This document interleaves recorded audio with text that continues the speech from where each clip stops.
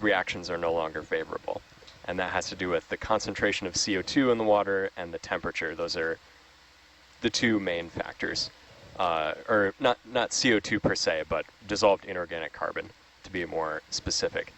But that depth changes over time with varying amounts of CO2, varying temperatures, varying water masses. And it influences the types of environments that are available to calcium carbonate forming organisms like scleractinian corals, many mollusks and bivalves.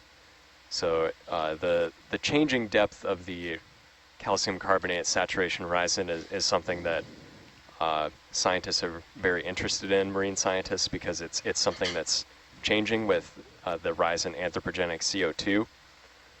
And this is something that's happening all over the world and has the potential to affect deep sea life as well. And the nuances of the chemistry are pretty intense. Like the different individual chemical species, aragonite versus other forms of calcium carbonate, have different depth bands. Like the aragonite saturation horizon is much shallower than the carbonate compensation depth, and it can go on. When you get into the details here of carbonate chemistry in the ocean, gets way past the amount of chemistry my ecologist brain wants to handle. But it is really important in helping us understand the zonation of life in the deep sea. Looks like we're finding some more rocks out here, getting out of just the hash and finding what looks like some carbonate rocks. Got another Oreo fish, a heterocarpus shrimp. We've been seeing a lot of these Oreo fish, both today and the dive yesterday. And I'm pretty interested to learn more about them because we have quite a few fish in the... I'm looking at the wide field camera, the lower camera here, and I'm getting a preview of what we're about to see, and there's like 4 fish in the frame. It's great. We've got a couple Oreos. There was a rat tail down there. It's been a fishy dive, which is interesting. Bridge nav, 40 meters, 065. Yeah, I want to learn more about the relationship between these Oreo fish and this coral and sponge habitat, because Ken Sulak, another deep sea fish expert, was telling us in the chat yesterday that their diets may rely on corals or coral associates. So that's something that's really interesting to know as far as the habitat functions, the ecosystem services of corals and sponges. So now we're getting a little bit more to what we saw yesterday with these big sponges on half a boulder with brittle basket stars sitting on top of them. Got a couple other squat lobsters in the lake in here, a few of these yellow corals.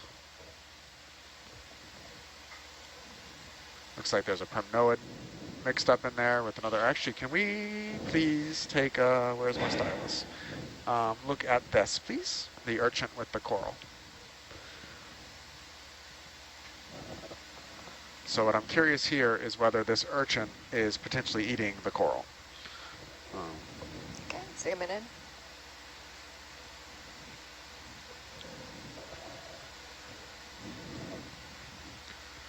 And I'm there's going 2 urchins. to think probably yes.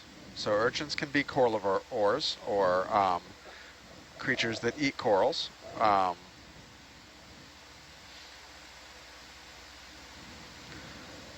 look, there's 2 of them. Yeah.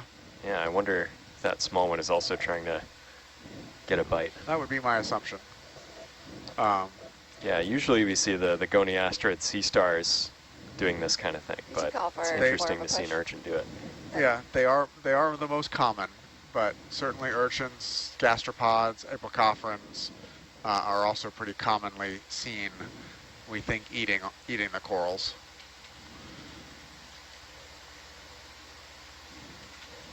All right, that's probably good for science.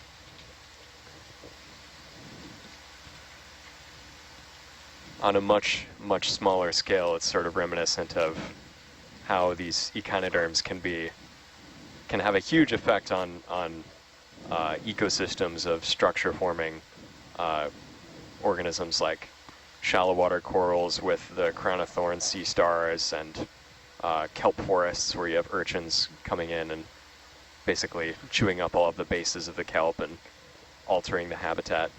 So there's really not that much research on predation of corals, how they're affecting. Oh, we have a big lithodid crab. Oh, goodness Yeah, gracious. we'd like to take a look at that. Whoa. I didn't even process that that was a crab. You want me to stop, Dave? Yeah, Dan? Dave. Where? right under the Hi. brittle star, or the kinda basket cool. star. Oh, those are the legs? Yep. Yeah, Wow. It's Bridge, blending nav, in hold a bit. position. Yeah. Good Whoa. catch. Yeah, I Just totally That's just a big thought that one. Oh my was- gosh, Oh. that's huge. Yeah, so on the previous watch, we saw a few really small lithodid crabs like this, king crabs, and we tried to slurp them because they're a type of crab that we saw on our baited camera deployments I back can't- in sorry, March let me when we turn you- came here with National Geographic to I study gotta- scavengers, and we'd like to know what species they are. Oh, this that's one why you're all this one turned looks down. I can't quite hear you. large, so Go ahead, Dan. probably can't collect it. And the common name, Harold, is A king it's not, crab. It's doing the same thing. king crab. Yep. Not focusing. Not focusable. There Yeah. might be a minimum focus distance issue. Or is it just even things far away you can't We're focus trying to on? get a still. I can't focus on but anything. Just everything is out of focus. A That's- Neolithodes. And are king crabs strictly scavengers, or do they prey on any of these corals or sponges? So they're scavengers. We don't know of them eating corals, but we saw them quite often showing up at our bait. So So for my favorite new science term of the week, they are bait attending fauna. bait attending fauna, which is a very dry academic term to refer to scavengers. Yeah, zooming in on the spines is going to be great to help us ID this one. Alright, So got a little like more. mostly on its face. That's awesome. That's really Looks great. like it also has some barnacles living on it. These little white things. You can see their cirri out. A couple of different ones on different parts of his body. These are probably commensal. They just live on here until it molts, and then it sheds its outer skeleton, and the barnacles either stay there or die, so they don't get too much of an impact on the crab itself, Copy. because they don't last more than one molt. Jeff is correcting me, saying that they're predators in addition to scavengers. What do they eat that isn't dead? If you're there, Jeff. This is pretty cool because when I think of king crabs, I think of Let me drop the lasers for a second. Alaska and the Deadliest Catch show. Yeah, so- exactly. Isn't that cool? Yeah. So they prey upon various invertebrates in the seafloor as well. Thanks. Speaking Oh, of which, cool. do we see the all of the arms dropped off of the with no central disk of a brittle star right in front of it? Or can you tilt down just a touch?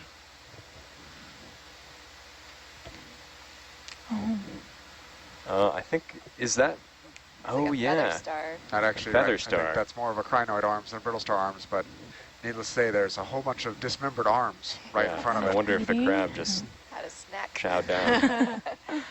It ate the crinoid, yeah. Right, we can go back and get a beauty shot of the crab, please. Yeah, it's got all these barnacles on it too. Just along for the ride. It always blows my mind that barnacles are also crustaceans. They have this weird body plan where they're sessile and they filter feed like a coral almost, but they're pretty closely related to crabs and shrimp. Is that a hermit crab behind it? I think that's a Oh, shrimp. heterocarpus Oh. shrimp. Yeah, there's a Oh. heterocarpus right underneath. Yeah, this is great. Does it have eyes? Yep. So those are its eyes right there. Okay. Yeah, I think we're happy with the zoom. Thank you. Can we zoom out and get a beauty shot of like the whole organism? Yeah, so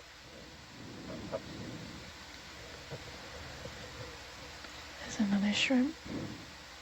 I tried that too.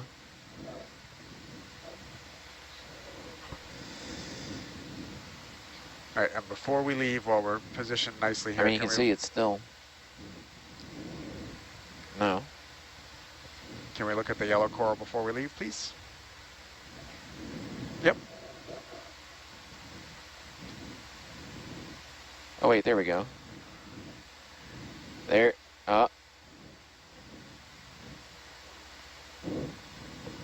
It's focusing, but it like won't. Well, it just won't. You can see the focus changing, but it won't focus perfectly. I can see it going through the range, like on the crab, and yeah, without actually ever focusing. Analopsamia? Yep.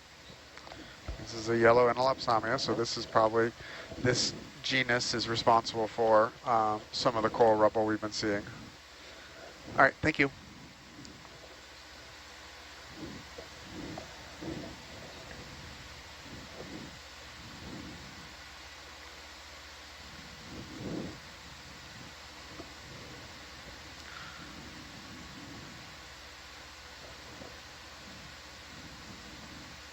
Yeah, it is really cool to see king crabs here almost at the equator.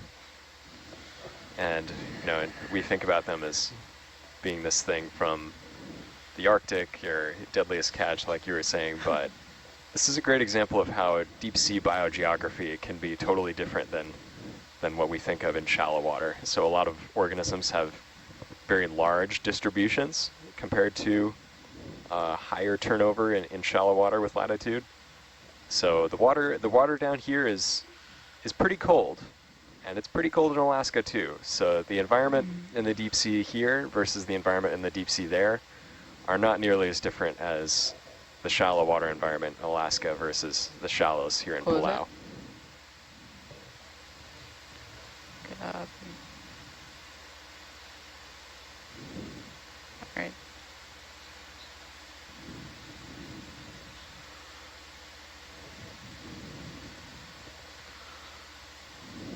Couple little like Chrysogorgias here.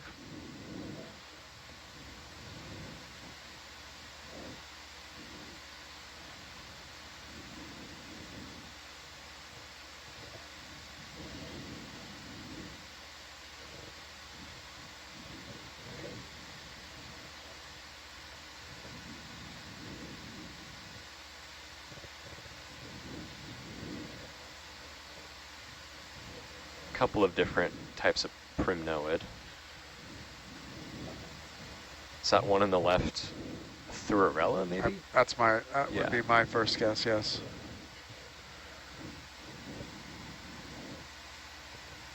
Man, these basket stars are really cool. Yeah, aren't they? And it's really interesting to see how the dead sponges seem to have almost as many things living on them as the live ones. So they continue to provide habitat even after they're dead.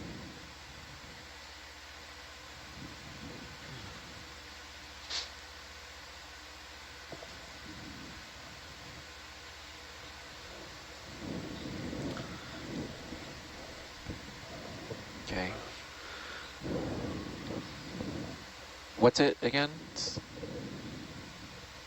Alright. I mean, it's definitely, like I said, it's definitely focusing, but it's unable to achieve perfect focus. So, like, the motor is working. Is the bottle temperature really 43 degrees C?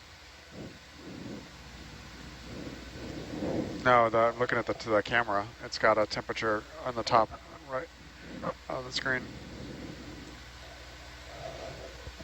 No, I didn't mean Herc. I meant on the camera. Okay. Yeah.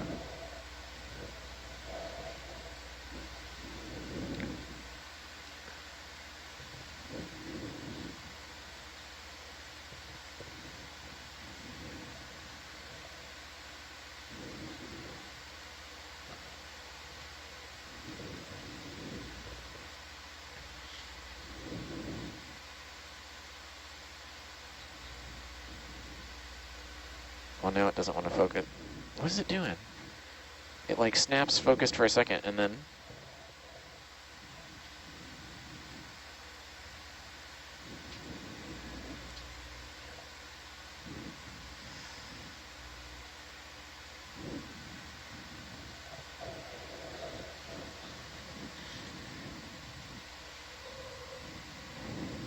Yeah, but it was working fine in the shop. That's why.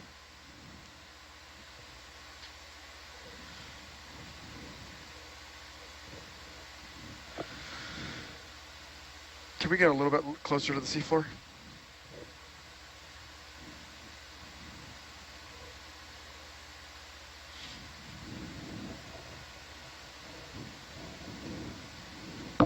Another crinoid.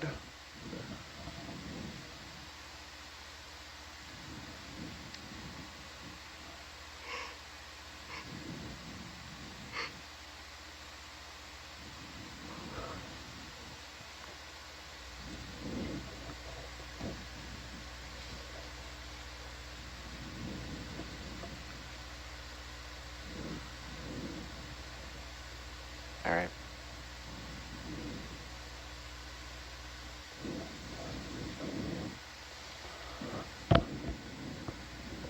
It's like it's doing okay. It is autofocusing and stuff. It just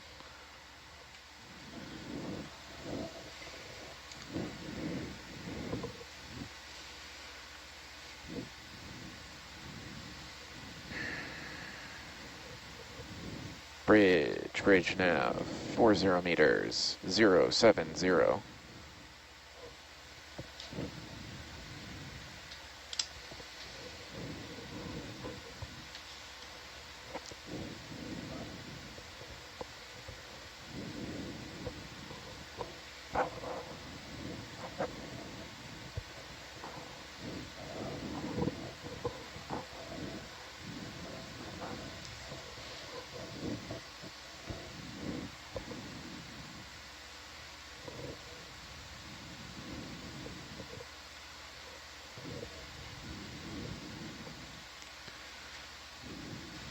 So the mounted up dark material that's sort of drifted down into these little depressions is all essentially fossilized ancient corals that are coated with manganese. Yeah, there's some fresher, newer stuff in there too, so it's not all fossilized. But yeah, that generally like darker colors there is mainly manganese encrusted, or starting to be manganese encrusted coral skeletons. Is it possible to carbon date them if you were to retrieve a sample to test to see how old they are? Yep. Yep, that's definitely within the realm of possibility. There's been a lot of cool work looking at the Lophelia producer or Desmophyllum producer, depending on which taxonomy you want to use. Looking at the different age of the mound, and they are generally hundreds of thousands, or can be hundreds of thousands of years old in some parts of the world. This looks like a piece of wood. burnt piece of wood. I think that is a burnt piece of wood with a, looks like an eyelet on one end. What is that? See the lower end, it's got some... Yeah. It is a burnt piece of wood. I had the same reaction. So these woodfalls actually can bring a lot of nutrients into the deep sea, and there's whole specialized communities that grow on wood, and that's what it's hard to tell, but Yeah. I can see some wood-boring animals. Yep. There's a bivalve or a something right there. Yeah. Tunicate. No, Looks I like a bivalve. think bivalve.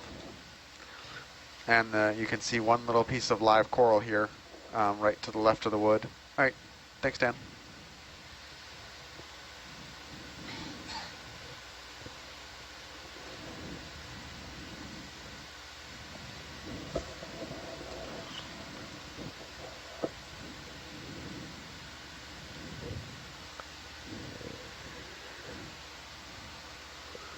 What's interesting about the Desmophyllum mounds when they've dated them is they appear to kind of turn on and off in terms of their growth. So you get these layered strata in the mounds where oceanographic conditions are favorable for a few thousand years, and you get a kind of burst of growth, and then for some reason they stop growing and kind of stagnate for a while, and you get a burst of growth, but on the scale of like meters. In terms of the growing and shrinking of these deep sea coral reefs. At the height of the most recent ice age, which was, what, I think 18, 20,000 years ago, would the ocean level have been low enough to have supported coral colonies here, the sunlight be bright enough to support a lot of coral here? Is that why we're seeing all this dendritis? So it's, I doubt that it's just that alone. And this is getting out of my depth in terms of thing, but when you're looking at these seamounts, you can think about variations in sea level height due to ice ages and whatnot, but you also have to think about the geologic history of when these things are uplifted and subsided. So the seafloor is literally moving in relation to the center of the Earth, as well as the amount of salt water in the ocean is changing. And so in order to give you a good answer to that question, we really have to understand the geology on a precision to also measure the sea level height at the same time. And just a quick Google here. During the last ice age, the sea level was only about 400 feet lower than it is today. And right now we're diving at 739 meters. And so at that time, we still would have been well outside the range of shallow water, photosynthetically driven coral reef ecosystem. That's really interesting. Harold, thanks for looking it up. So we still would have been very dark down here and very cold. That's another shot. Never mind. Yep. Yeah, it's almost like we're in the deep sea, how cold it is in here.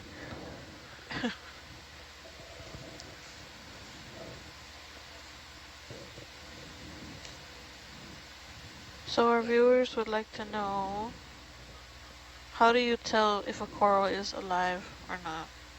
Well, we have a good example here in just a second. So this is probably a Gorgonian so not a hard coral like we were looking at with all the skeletal remains, but you can get a good kind of sense here of what a healthy, happy coral with its polyps out feeding looks like here at the bottom of the screen versus all of this dead skeletal rubble around it. Some of them are a little bit harder, especially with their polyps retracted, but as a general rule, you can see tissue and polyps and whatnot much more clearly than when it's dead. A little Oreo fish. So there's like some cup corals and stuff in here too. This is multiple species. No, rubble. All right, thank you.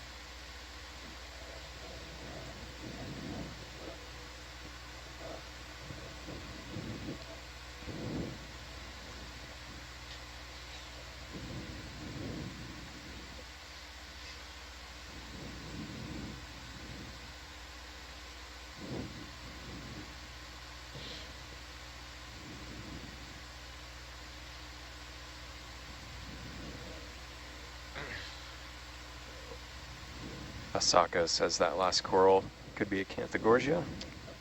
I would agree. That Yep. was We've got a... Can we look at this sea pen? So this looks like it might be a... what sometimes referred to as a rock pen, or it now has the name Lithoptilum. So these, normally sea pens live in soft sediment, but some of them have these large bases that allow them to attach to harder substrates. And it looks like that's what we have here.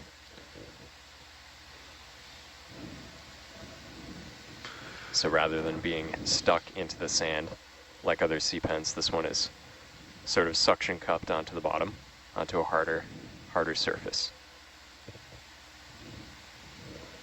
That's a good zoom. Thanks.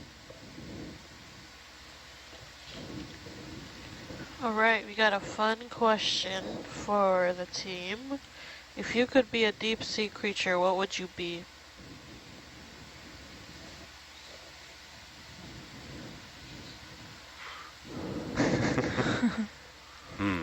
Well, the first thought that popped into my head was I'd be a cold water coral so I could live for 6,000 years. But it might be kind of a boring life. Yeah, I don't have an immediate answer. Like, I really like the benthic ctenophores, but I think they'd have a pretty boring life. Bridge, nav, another 40 meters, 070.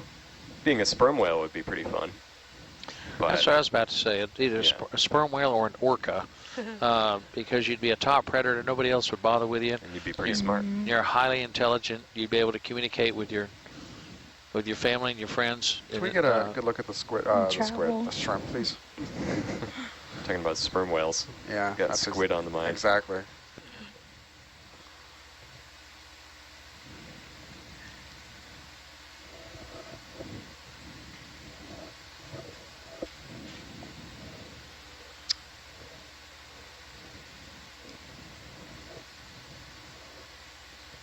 Yeah. Bridge, nav, hold position. Yeah, it would be cool to be one of the deep diving cetaceans. Like, I think the beaked whale dives the deepest, so you'd really just be your own submersible. You could just use your sonar to look at all the cool stuff that we're looking at.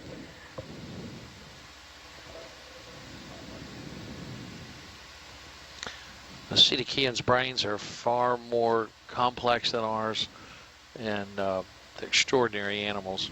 Bridge, nav, It's 10 a meters, sizable shrimp. 240. Yeah. That's a big shrimp. Okay, we're looking for a good look at the rostrum, if we can get any closer.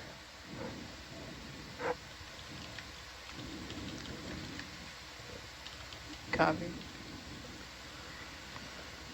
So the front bits of the shrimp is often what helps us ID it.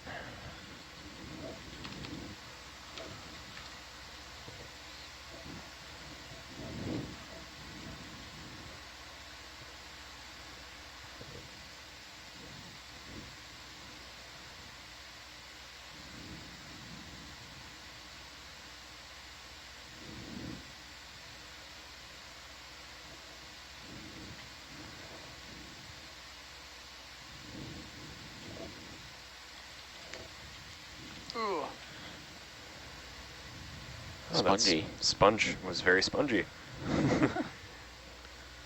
That's looks like a Semperella, or am I getting my sponges mixed up here? Copy.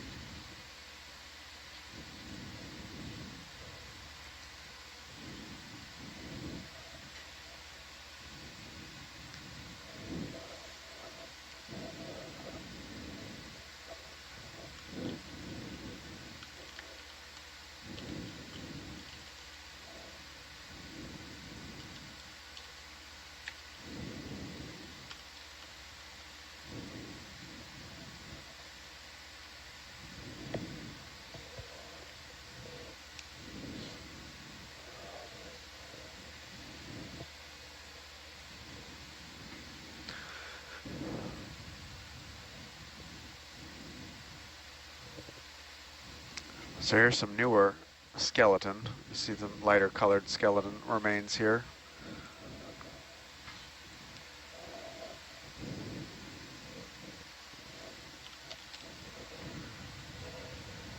I'm wondering if later in the dive we'll be surprised by a teeming reef of living scleractinians based on all this rubble, but who knows?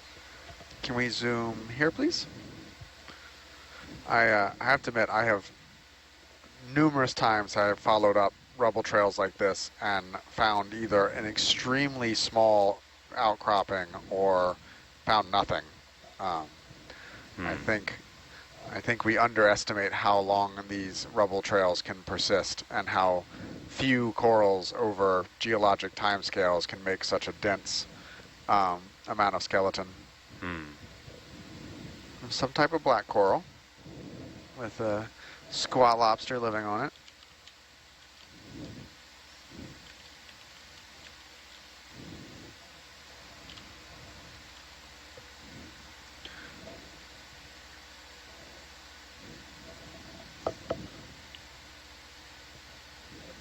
Looks like there's Is there another one? Yeah, it looks hidden? like, yep, I agree. There's another one closer, further up the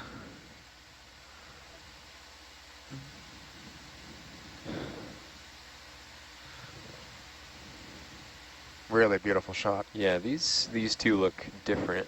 I agree. Different squat This lobsters. looks like some type of chrysostylid, maybe a Europtychus.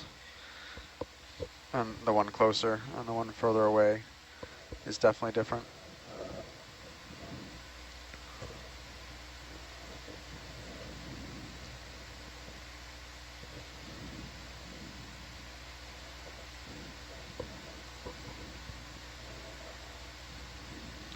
Right, I think science is happy, thank you.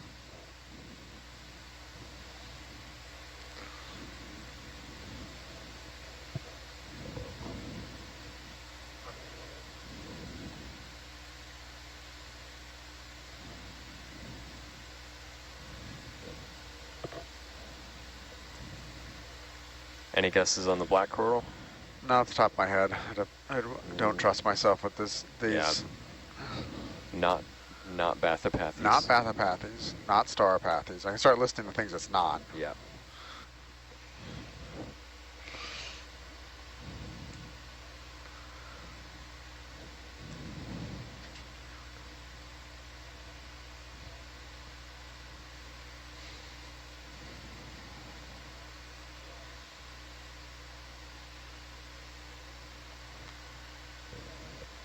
How many of species of black coral do you think we've seen on this dive and then in total from all our dives? Species, I don't think I could give you a good answer, because Or what's the most common? Bathopathes is the most common, generally, but and we've seen several different species of Bathopathes, but we've seen a lot. That's something that we've been chatting with over, lunch and dinner at the lounge about this cruise is the abundance and diversity of black corals has been higher than I'm used to. That's totally anecdotal. I haven't actually done any math or compared to other data sets, so I could be wrong, but I just my gut feeling is that we're in an area of high biodiversity for black corals. Yeah, this will be very interesting to dig into later because, yeah, I wonder if it has anything to do with, Palau is very close to the coral triangle, which is the hot spot of coral reef biodiversity in the world. And black corals are pretty common on shallow coral reefs as well, so maybe this looks like the same shrimp. A quick zoom on the front of it would be good. Amazing. All right, that's a good look. Thank you. This one doesn't have as pronounced of spikes as some of the other members of this group along its rostrum and thorax. But some of these I just think of in my head I call them Mad Max shrimp because they just have a mohawk and they look armored. Yeah. The Mad Max All right, shrimp. science is happy, thank you. Is it the same type that we saw that were really bright red? No, those Yeah. that's a different group. Okay. So the super long-legged ones, I mean, most of the shrimp down here are red in some way or another, but some are deeper red than others. Ooh, what is Yeah, let's what is look this at the, gelatinous I think that's an encrusting sponge, thing? but that is new. Ooh. Yeah, I can see on the lower cam here that it's rippling a little bit. Yeah, I was wrong. Maybe a Not encrusting mucus Ooh. house of some Ooh. kind. Yeah, some kind of mucus net. Almost That's looks interesting. It's like a web. Yeah, what is that? There's a lot of midwater animals that make mucus nets, is how they filter feed and suspension feed, and so this might be a midwater mucus web that has just gotten stuck on the bottom, or it could have been secreted by something locally. But a lot of deep sea creatures actually build these webs, basically, or mucus nets, let them drift, catch things, get stuck in them, and they eat the whole mucus net back and digest it, including all the extra food it picked up while it was floating around. That's cool. Okay, I think science is happy.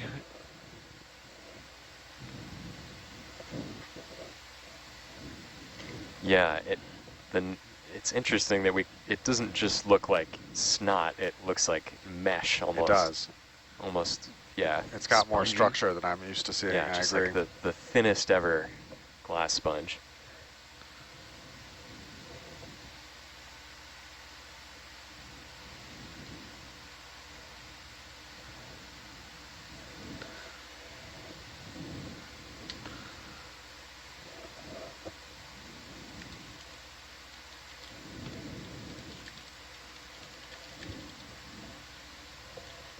Definitely picking up more of these, probably demo sponges. Yep. So there's two main groups of sponges, the demo sponges and the hexactinellids. So the hexactinellids are glass sponges, and demo sponges don't have the same internal structure, and they're much softer and spongier. Some of them are very hard and rough too, but they're more akin to what I think people think about when you think about a sponge.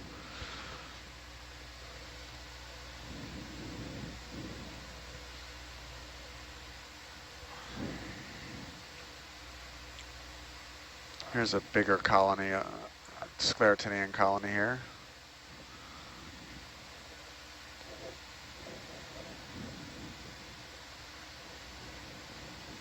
We don't need a zoom, we can keep moving though.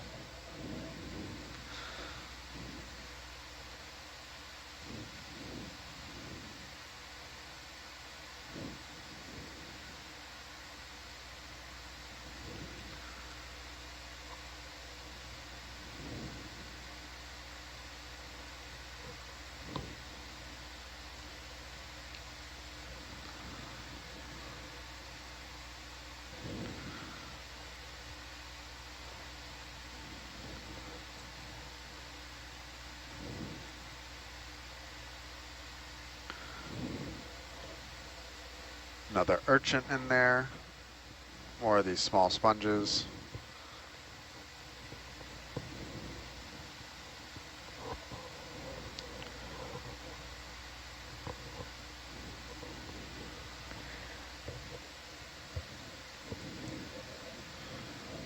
I'm trying to think how you would go about sampling all of the smaller invisible organisms, the myofauna, living in this rubble, because it's in sort of a hard substrate environment, so you couldn't really go Couldn't for do the like typical core method, Yeah. because you would probably run into hard bottom. I guess you would have to do some kind of Like a dredge or shovel? sled. Yeah, exactly. Yeah, I've But- scooped up some of yeah. this before and brought it up, and there isn't as much small stuff as there like is in the sediment. Oh, can we look at the coral, please, bottom right? Oh, the urchin's at it again. Yeah. Zooming. So we've got zoanthids.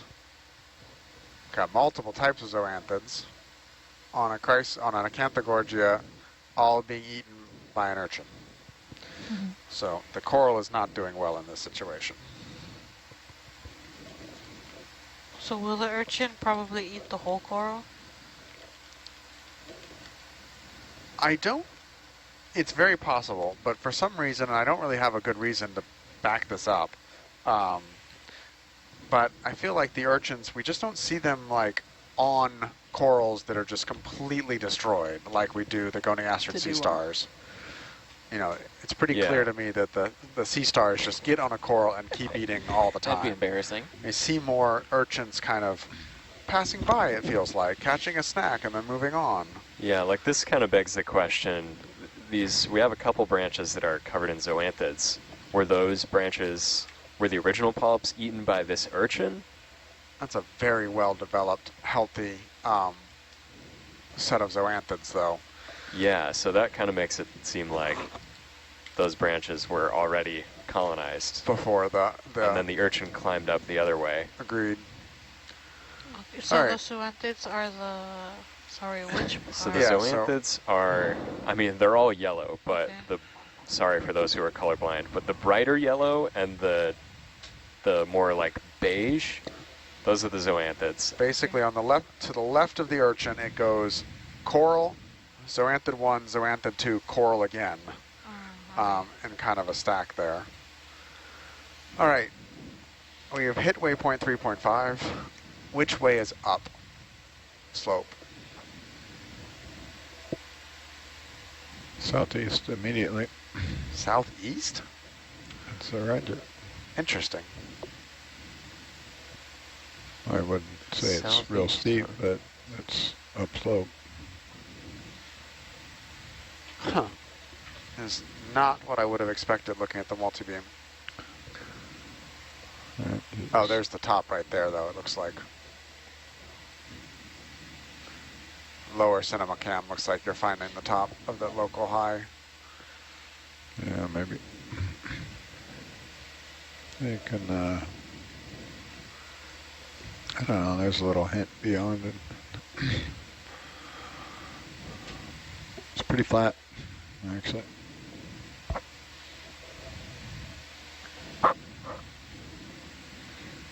What is... Yeah, so now it's looks like it's steeping up to the north. So are we still going to waypoint 4? Yeah, that Okay. we will ultimately get there, yes. Yep. I wanted to see the other side and see if we saw a stark change in community when we switched sides of the ridge, and we didn't really. Definitely falls off to the north. What's that in the water column? Ooh. Siphonophore, it looks like. Probably. What's the common name for that? What is that? That this is a likely was a siphonophore. I don't know. What's the common name for all siphonophores? Scary. I don't know if they have one, but Scary, stingy. the siphonophore that most people would be familiar with is the Portuguese manivore. That's a type of siphonophore. And it's basically a colonial cnidarian. Yeah. And very fragile, obviously. Very fragile. Very yes. fragile. But it is a colonial organism, so it's technically bunches of organisms working together, not actually a single entity. So like we didn't kill that, we just broke it into a bunch of pieces. And it can, each individual zooid can potentially regrow and form another chain.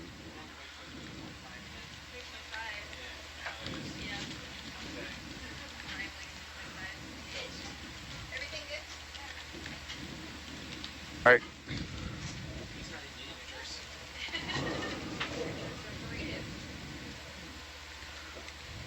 So I guess. Hello.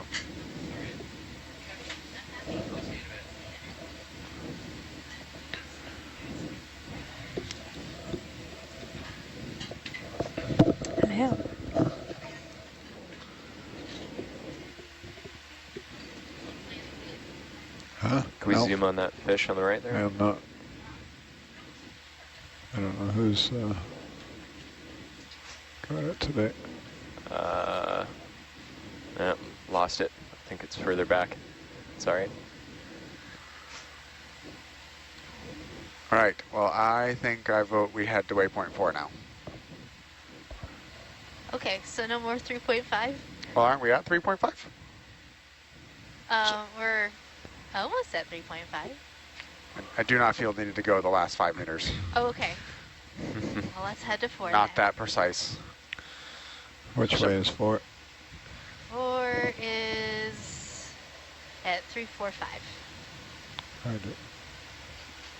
So that was the east-facing side of this ridge, which was facing into the current. Well, in theory, the bathymetry and what we're seeing on the seafloor are not matching up real well right this second. Because Side we had lots of animals on that east side with the current. Was it's interesting there's so few here. yeah, but I'm also intrigued why. I'm going to be real curious to see what happens here in a second with the bathymetry, because we're looking downhill with Hercules, but according to the map, we should be looking uphill. So it's probably just a local variation in topography with inside the resolution of the multibeam, but we'll see here in a minute.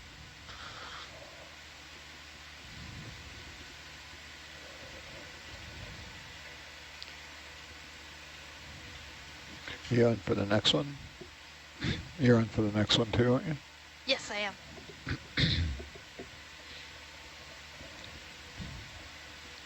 You heard from Danny? I did. I got pictures of a giant A-frame. Oh, I got pictures of a side of a boat lifting a winch on board. And he sent me a picture of Ropos coming on board with the... I didn't get a row post picture. Well, maybe we can trade. All right.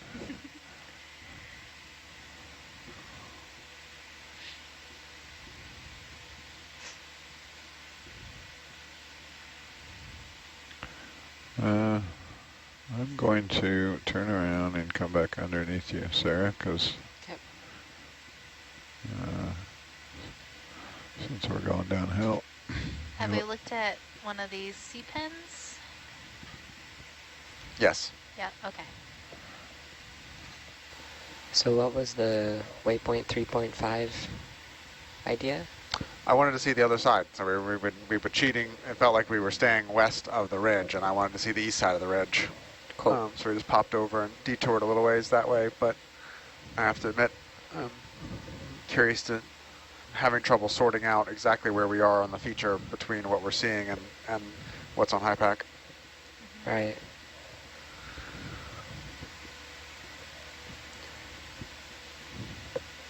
Yeah, according to the map, as we started going on this sort of upslope after waypoint 2, heading to waypoint 3, the seafloor kind of not flattened out, but it was less bouldery and gravelly in general. It's kind of interesting.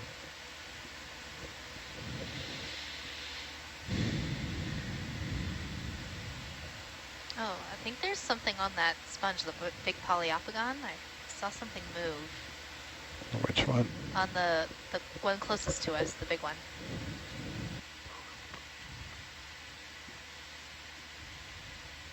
Oh, I think it's a crab. A spider. No, it's a crab. It's a little carrier crab. But I don't think this one's holding anything. Yeah, I was about to say, Megan, he doesn't look like he has any decoration.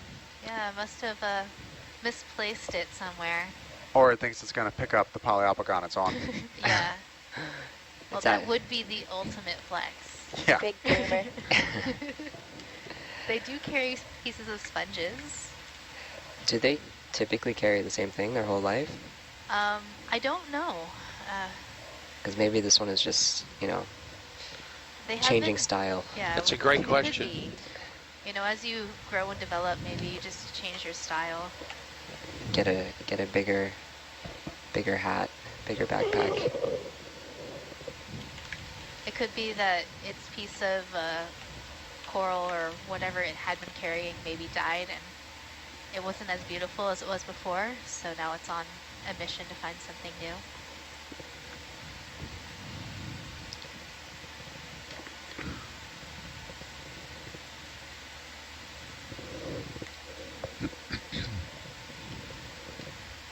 So Brian, a question. Is there anything you wanted to see on a dive but never have? You're gonna have to. Definitely.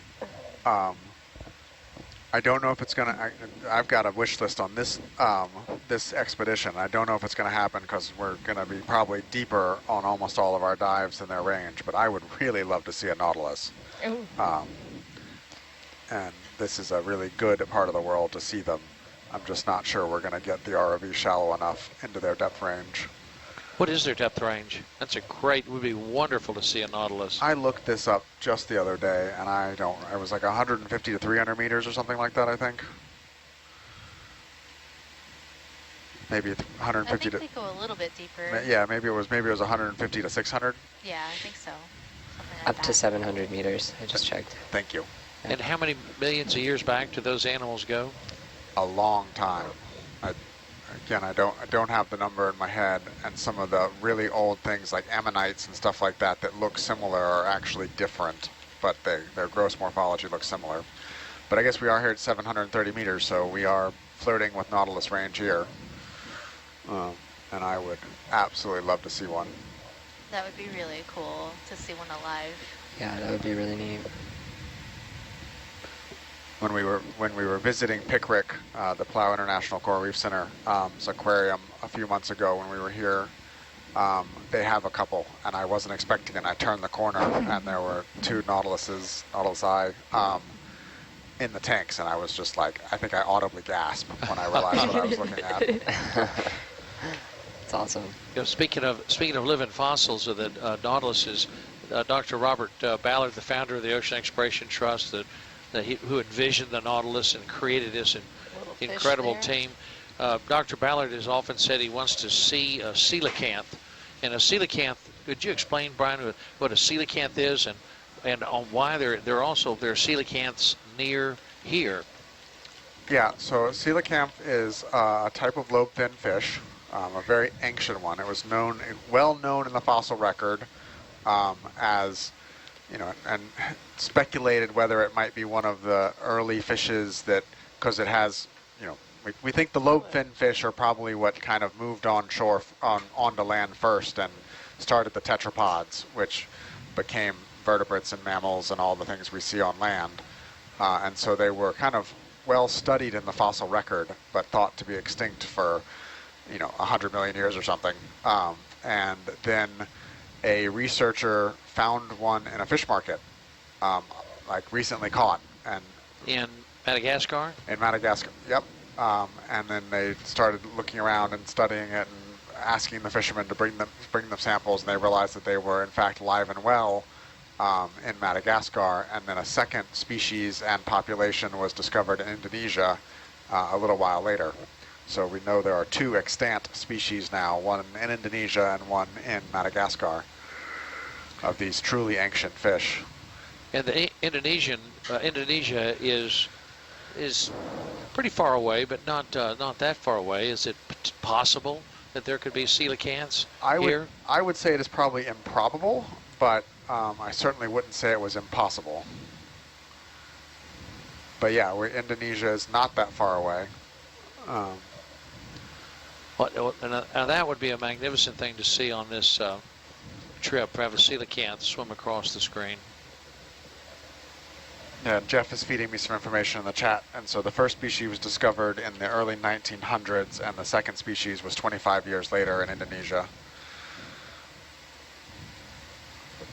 The Madagascar species is bright blue, I think.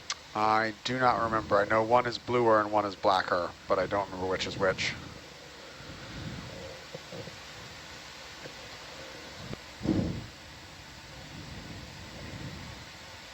I once saw a full adult coelacanth preserved, not alive, but it was a full, like almost 2 meter long specimen in alcohol when I was in North Sulawesi in Indonesia.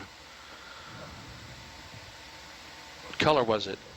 It was preserved, so the color wasn't super trustworthy. It was pretty black. But I would not base color on right. the preserved specimen. Right.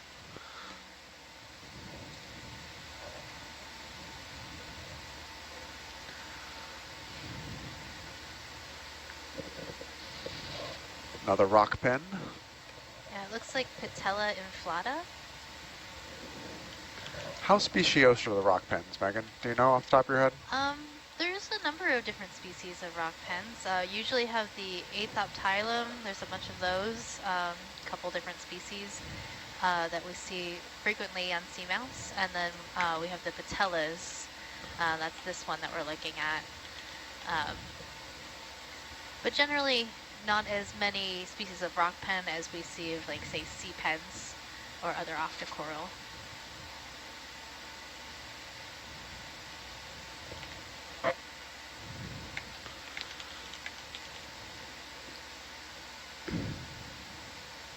Looks like it's probably got some kind of associate or something there on the top. Yeah. Do we want to zoom on this? Sure, while we're All right, push in. I like these ones. They're really pretty. What do you mean by associate?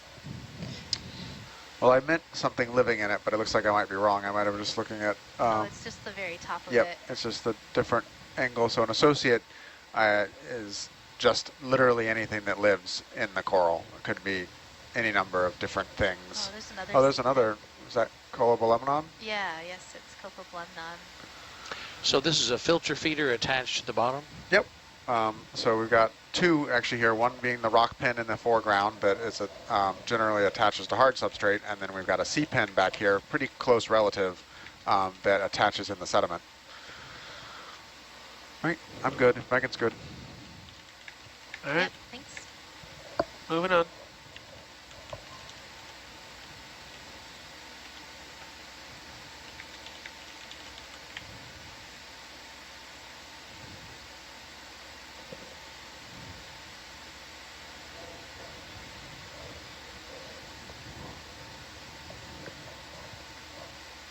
Looks like some animal has burrowed a trail or a tunnel there on the seafloor. You see those, those marks? Looks like something probably moved across there at some point.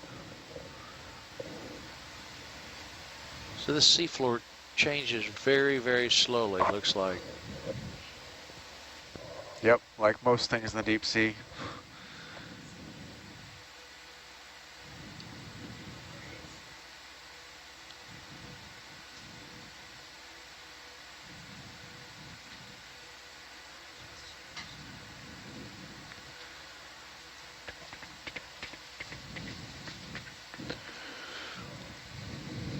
Are we on the top of the ridge? Are we still on the, or are we still on the eastern side facing the current? We're still confused.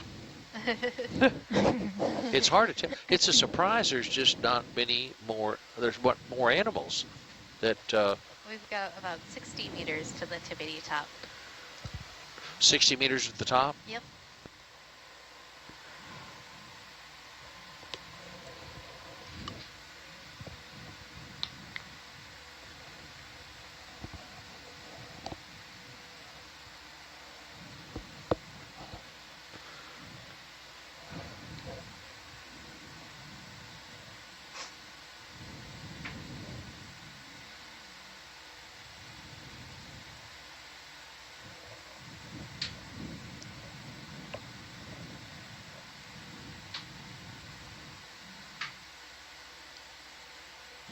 Sunset looks kind of pretty in the deck cam.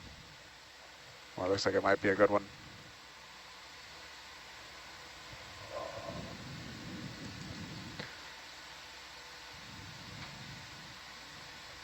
So this is one of those interesting contrasts of like why we talk about, or I like to say, we're pretty good at knowing where coral isn't going to be. We're not very good at knowing where coral is going to be.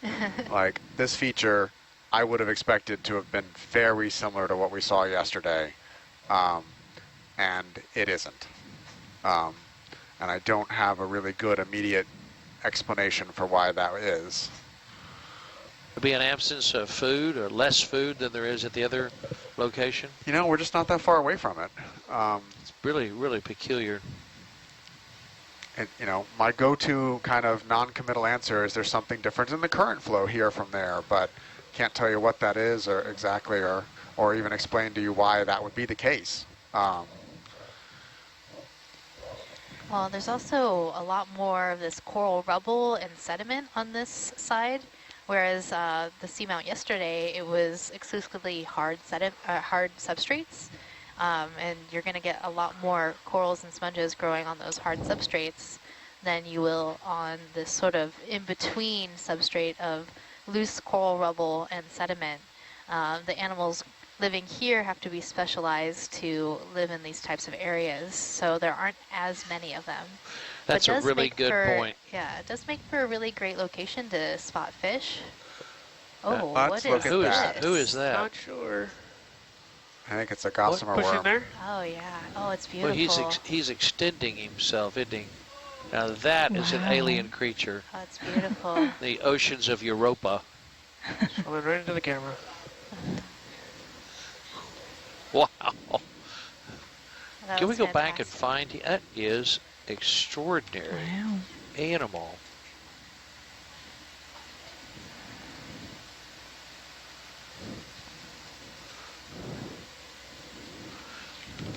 Doesn't want to cooperate.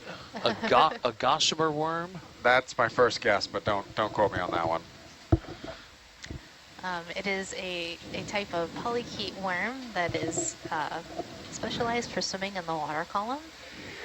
You saw those two long antenna-like structures called palps. That's sort of a sensory structure for the animal, and it has these really nice paddle structures that it uses for swimming.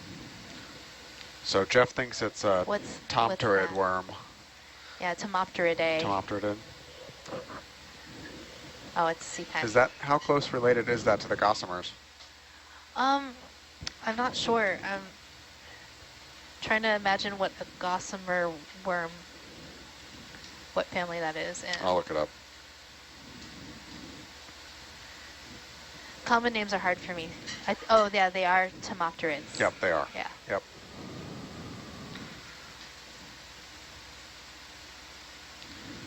Yeah, you and me make quite a pair. I can't remember the Latin, and you can't remember the common. Yeah, right. Well, with our powers combined. Kind, yeah.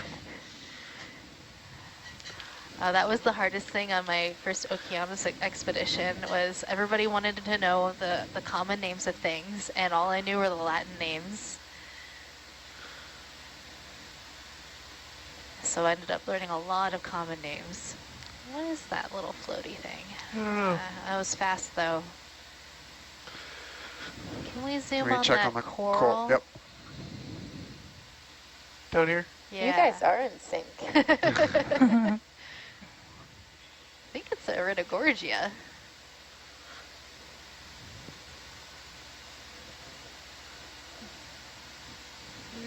You can push in there. So this substrate must be decently stable to have some corals actually growing on it. Oh, see, here's an example of a carrier crab with a piece of sponge. It's carrying a piece of farreid sponge. Most of the ones that we've spotted have been carrying coral pieces, but this one's branching out.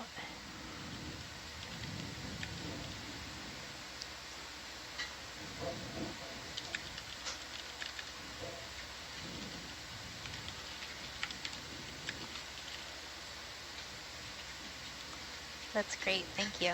Okay. Go wide. Yep.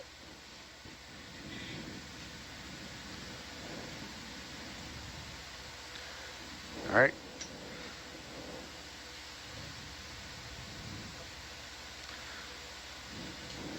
All right, I'm going to head to Pretty dinner. good. Harold, you got it. Okay. Apparently I missed something cool. So like a big worm or something. Oh, man. he was extraordinary. I looked down at my food for 1 second. Derek goes, "Oh my God, what was that?" It's like the coolest thing I've ever seen. It really looked like an alien. Oh man, I can't believe I missed it.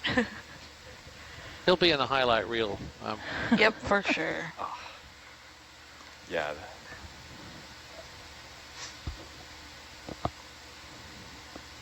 Yeah, I always get stressed out when I take my dinner break because I know I'll miss something. I know, it's hard. That's why you just gotta stuff it 10 minutes and then Let's go look at back the on. Just inhale it. Okay, let's look at the big Yeah, thing. the speed eating contest. Push in there. It's an Anthomastus. Yeah. Very little. very small anthomastus, a mushroom coral. Oh, cool. Cool. Great, thank you.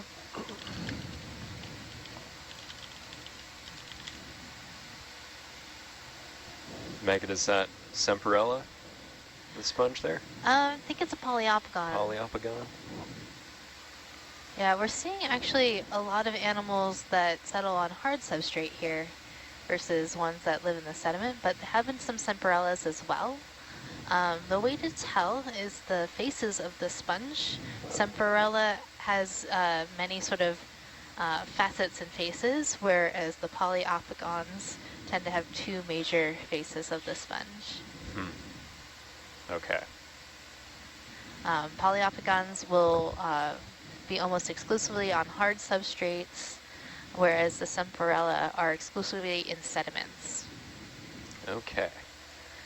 And now this is kind of like a combination of both, but this looks like a old reef complex made up of sclerotinian, deep sea sclerotinian corals. So I imagine that many, many years ago, there was a really abundant mound of actively growing Anelopsamia or Madrepora in this area. We have seen some of both here, but not in super high densities, but with how much coral rubble there is, that indicates that there was a really magnificent community here at one point in time.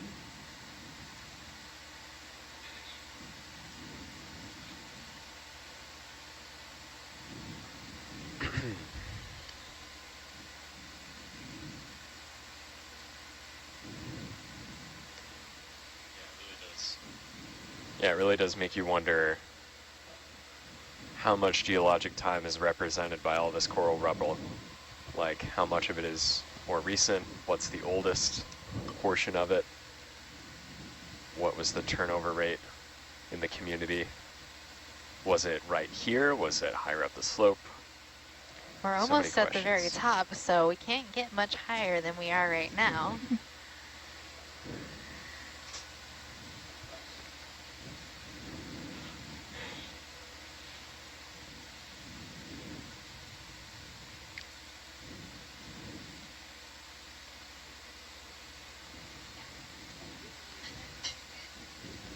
But it could have been a little bit shallower, which might have made it easier for these corals to grow. But we have seen these types of corals growing in high densities at this depth in other areas of the ocean, so that's not unheard of.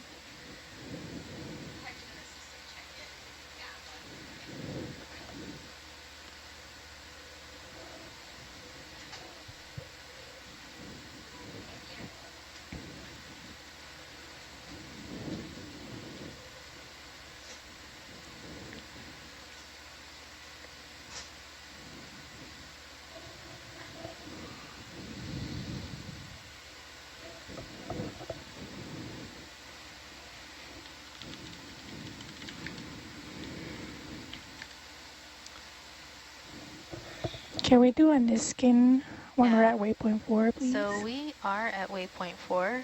Okay. You want to do a Niskin? Yeah. Thank you.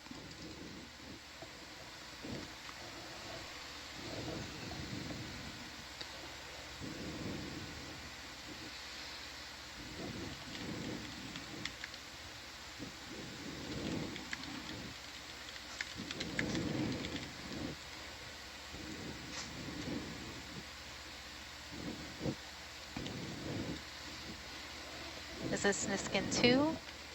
Bottle 2? Number 3. 3. Sorry. Okay. Niskin 3.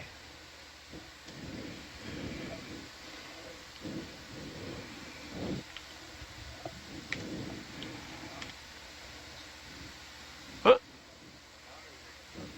I'm already holding it. I'll do it. I'm holding it. I'll just do it. I'll finish it. We don't have a ball on 3. It's that loop. Oh, okay. It's actually, the loop is easier Oh, I see. with the... Yeah, the little balls keep popping off.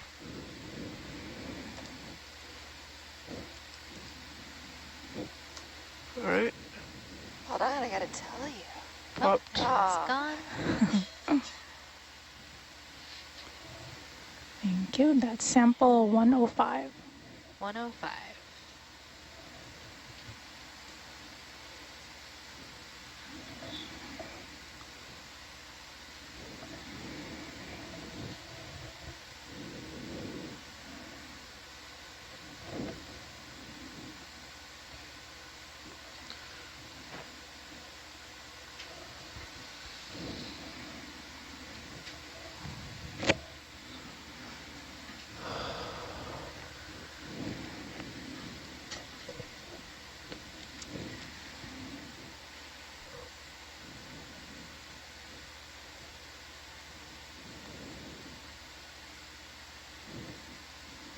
Megan, did you see the creature that swam by that everyone was freaking out about? Yeah, the Tomopterid worm. Oh, nice. Yeah. Brian said it was a gossamer worm. Gossamer worm. And I was like, I don't know what the common name is for that animal. Can we take a look at this sponge? The little brown stack. Oh, right below the lasers? Yeah, it's sort of to the right of the lasers here. and up. Yeah. Sure thing. This looks like a rosellid sponge. As we get closer. Likely in the genus Acanthaskis.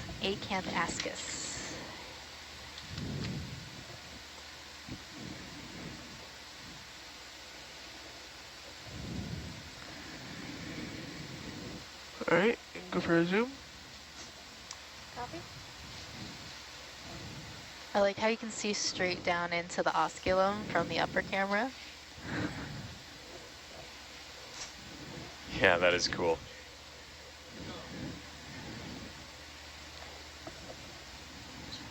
Looks like a little volcano.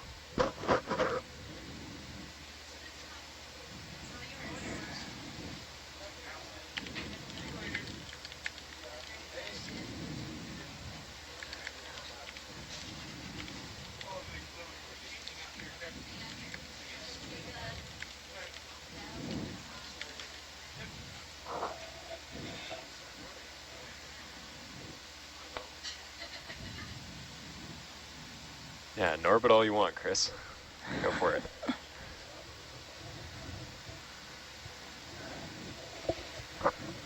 So I was wondering if Ayla or Harold could explain what the Niskin sample was for? Our viewers are asking. You want to take this one, Ayla? You can go for it. So the Niskin bottles attached to the ROV are part of our eDNA project that is spearheaded by Pickrick, the Plow coral reef researchers. And a Niskin bottle is just a bottle that closes when we trigger it. So it's designed to collect a water sample, basically. And you can filter that water sample for 40 what's called environmental DNA.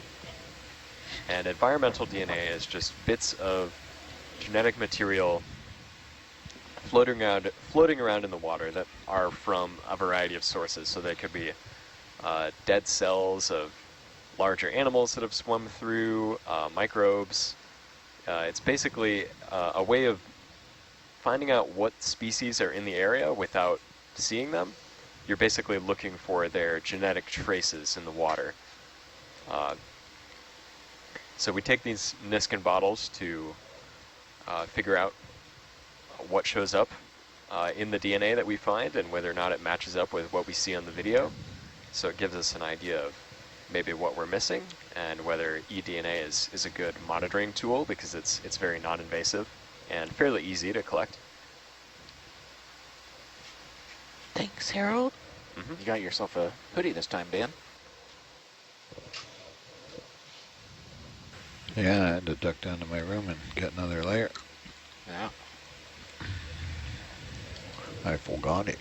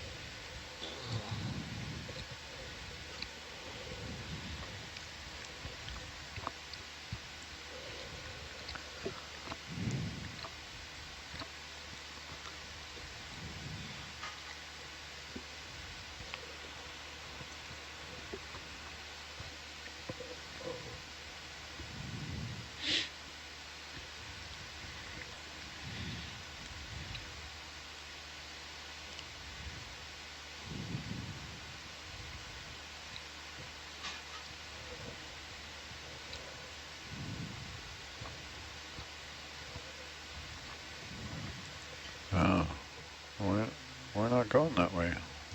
We've changed. Which way are we going?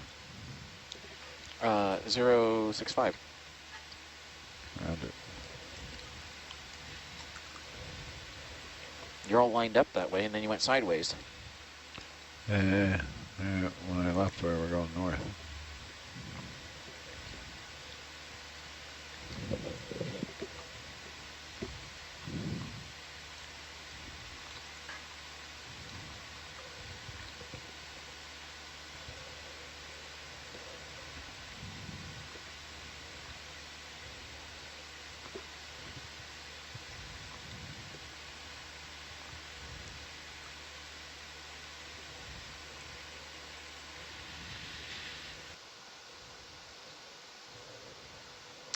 Sure.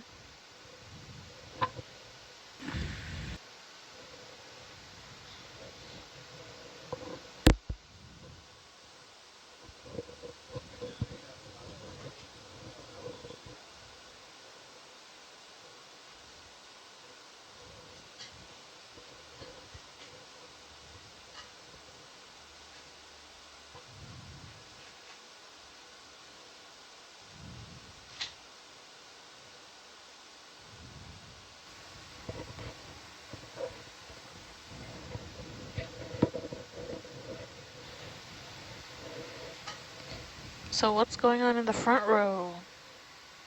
Jaden's driving. Hold on.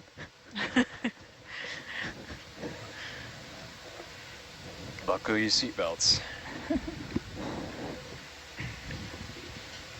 Just kidding. Okay, another question about eDNA. What proportion of the DNA found can you identify species for? Well, that highly depends on what environment you're sampling. And it depends on what organisms have been genetically sequenced. So when you take your eDNA sample and you sequence what you get back out of it, you check that against a genetic database. So one of them is NCBI. And it'll search through all of the genetic records of animals, microbes, protists, and it'll check what your DNA matches up with. And the eDNA is only useful if the animals that you're looking for are sequenced and are already in the database. So sometimes when we go to these deep sea environments and other unexplored areas, eDNA studies come back with not that many matches because we just don't have sequence data for a lot of the animals down here. A little closer. So it really goes to show where the data gaps are in sequence data, and it also illustrates why we need to collect some of these samples, because we can use those samples to create those genetic libraries to put in the databases so that eDNA can be used to its full potential. Slide to your right a little, you'll come back into it.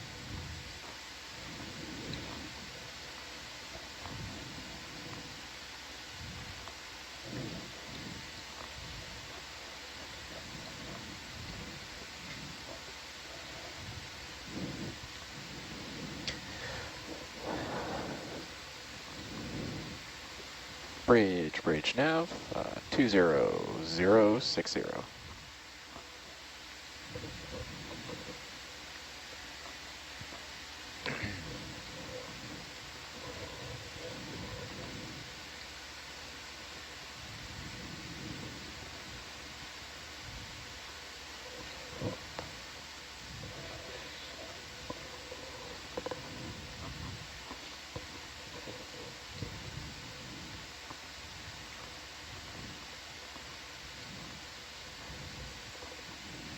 I tilted up a little, so should be able to stay in the middle of the box. I'll stay nice and close so we can see Hercules.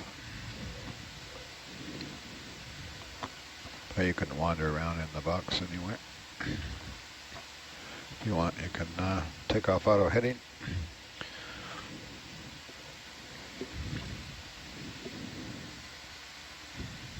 can take all the autos off if you want. It's nice and flat here, so auto altitude will do its job, so you can play around, go left and right. Make me work for it, dude.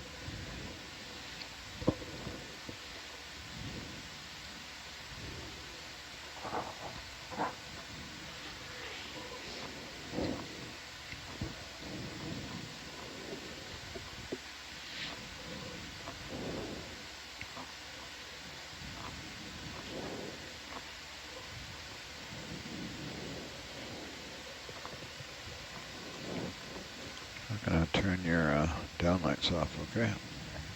Copy. I think we've got them adjusted now, and we typically don't run with them.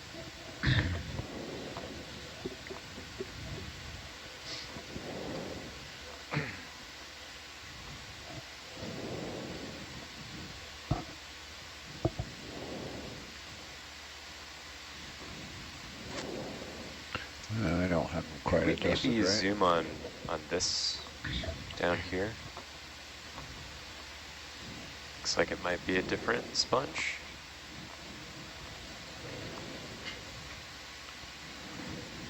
So if you just, to begin with, we'll just try and hold it steady. Actually, come out of auto altitude and come down to like, till you see 1.5 meters there, and then click it back in.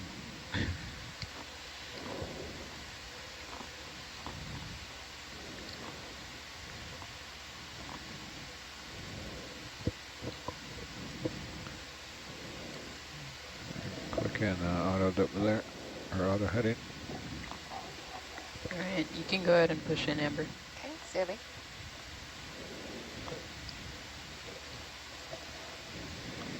Yeah, so that looks like a knocked over Walteria sponge. This is Now another to keep it in the center of the camera, you just fly use trap don't turn sponge your that heading, sometimes just has use a shrimp lateral living inside left of and it. right and forward and back. Copy. It'll be And I easier don't think to we've keep it seen in one of the these camera. yet on this dive. Not that I've seen. Do you want any more zoom or? If you've got more zoom, yes please. You can go ahead. Can't quite tell if there's anyone home. Oh, looks like there's one shrimp. Okay, we gotta move. All right, that's good. Thank you. The ship stopped. Shouldn't be going anywhere. Well, Atlanta's about to run into Herc, so. Well, Yep, we gotta go. can keep going. Okay.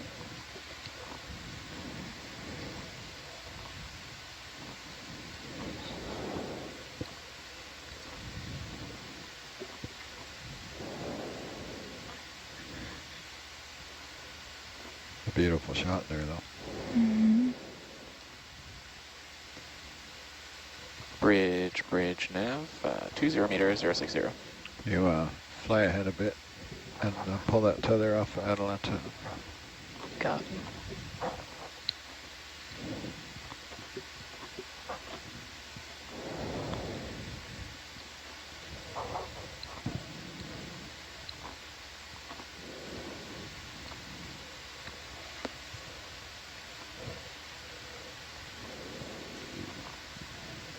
Looks like the current wants to keep it around on the left side, so if you stay just a bit to the north like you are now, we should be okay. Copy.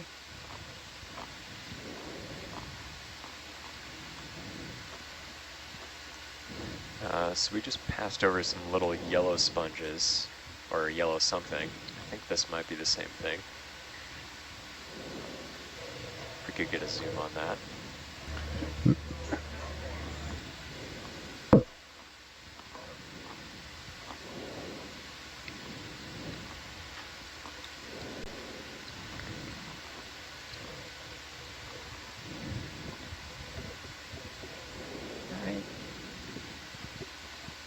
All right, you can go ahead and push in, Amber. Copy.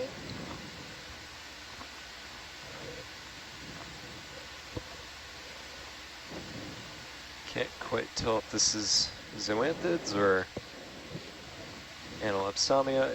It looks based on the color like zoanthids. Yeah, give it a little bit more.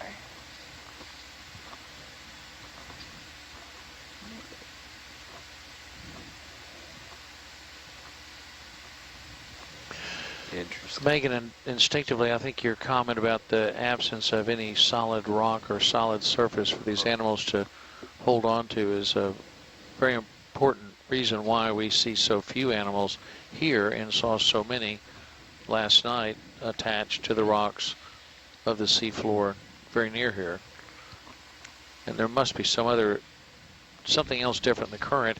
As Brian says, something different in the current, the food, something else going on that has made this sort of a desert. But in the past, you can see, as Brian has pointed out, there are thousands of corals here that have all died and turned into fossils and turned into sand on the bottom. I'm going to tilt your camera up just a little bit. Copy. Just to get it out of that shadow there. Brian, do you see evidence of this soil, the sediment being worked over here as we talked about last night with the earthworms, as earthworms do on Earth? There's a term you used for that in Under the Sea. What word you used for the sediment being churned and... Yeah, so that's bioturbation. I'm sorry? Bioturbation. You don't have your mic on. Can you hear me? Do I not? I hear you. We can hear you. Okay. Oh, for some reason it's not working. Are you? Let me see. Oh, I don't have the green light. Yeah, that's my fault. Got it. There you go, Harold. Harold, that was my fault. Excuse me. It's all good. It's all good. Yeah, so here we don't see a lot of bioturbation because the seafloor is covered in this coral rubble here, so there's not much space for things to be digging around in the surface, gathering up organic matter, detritus. Just a bit more, Jade, so the tether stays off. Copy. I'm down silly low, so I can come up if you want. Delta Dan low? It gives Jaden a better view of the vehicle, see how it behaves. That's your excuse. Just kidding. It's flat. The weather's calm. I've had Atalanta. I've done Atalanta zooms.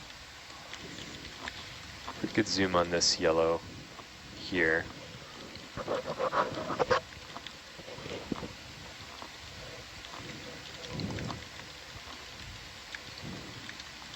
It's looking spongy to me.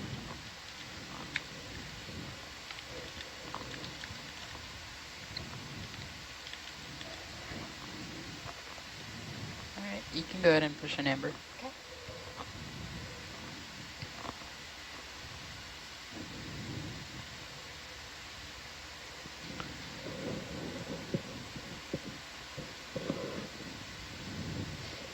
Huh. Yep. That's nice and slow for a member, so they can another glass sponge. Keep it in the view. I'll have to look at the keys later. Don't zip past it, no. All right, I think that's about as much info as we'll get. Thank you.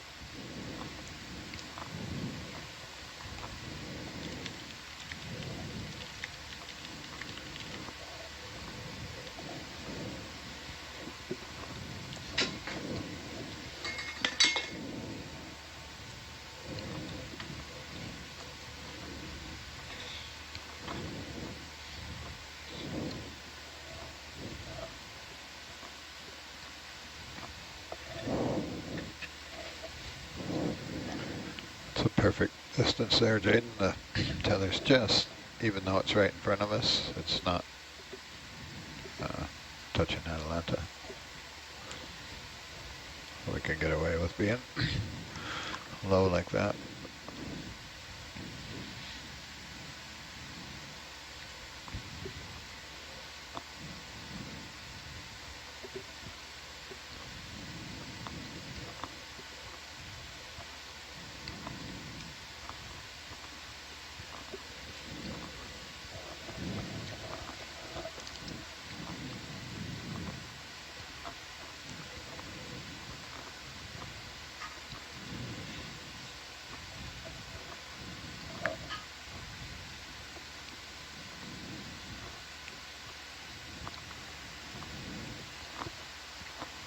So Chris, are we now going down from the top of the seamount?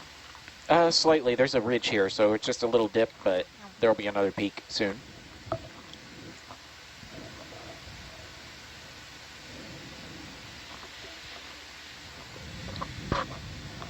Are you doing orbiting? No, I am not currently. Can do.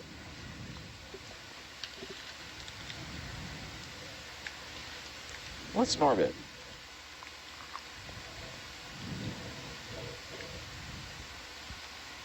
Bridge, nav. Let's do another 40060.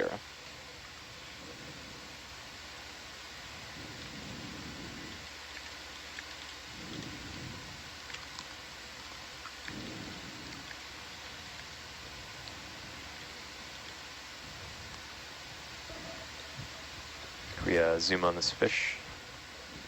Yep. Thank you.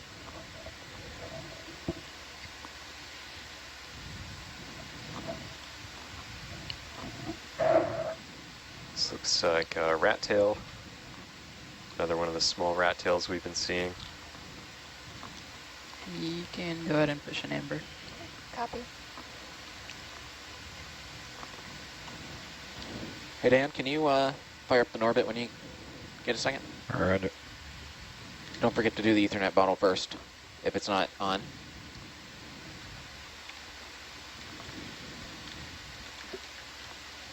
There you go.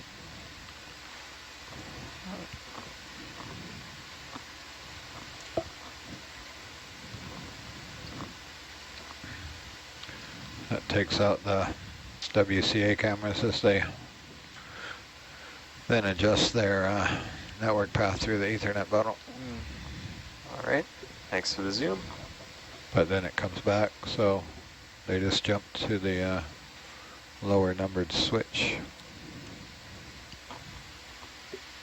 It's done that pretty reliably now.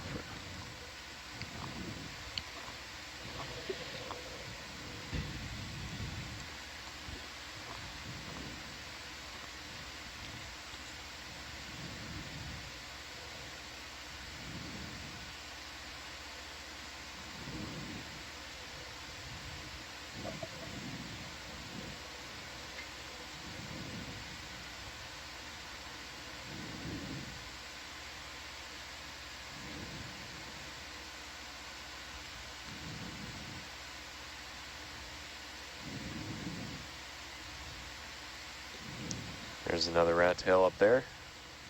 I'm wondering if we could zoom on that one as well. There we go. Or Norbit is norbiting. Oh. Dan, can you tilt up on the camera for me? Yeah, if it's... Nope, you're too far away. Pulling on me. That's all right. Looks similar to the last one. Oh, the HD camera? Yeah. Roger. I don't know if it's still there. It's too high up, I think. Yeah. Back up a little bit. So in that case, Jaden, fly the ROV, not the camera. So take it out of autos and chase it. All right. And for the next time, or if you see it again. Best advice I ever got. I have a 7 degree of freedom. There it is above you. So yeah, take your autos off and go for it. Get Western with it. You can leave your auto heading on. That helps because as you sweep your heading, you'll lose it. So kind of same as we were doing on the zooms. So in that case, I probably just would have kept that heading and yeah, take auto depth off it. So then you have X, Y, and Z, but you're not, no rotation. Translation only.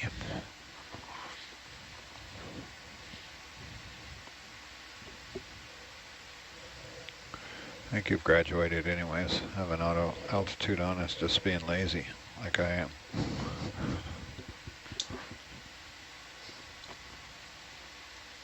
Looks like it's going to change bathymetry a little bit here, so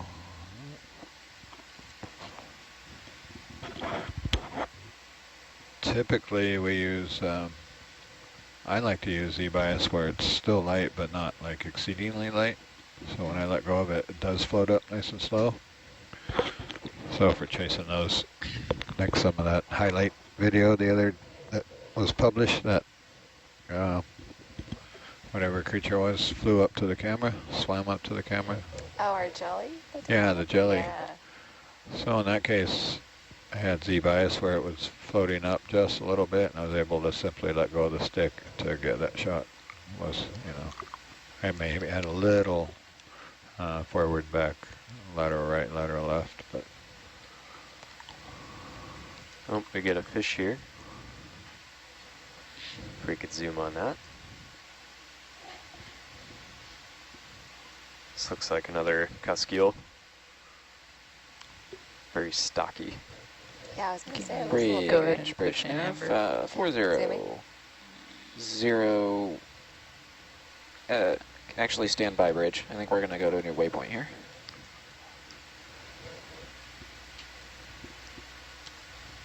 You still have eyes on it?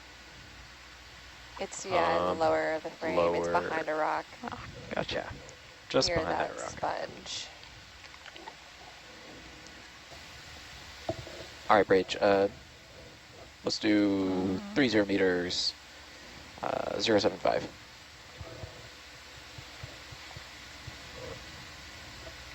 There it is. Playing coy.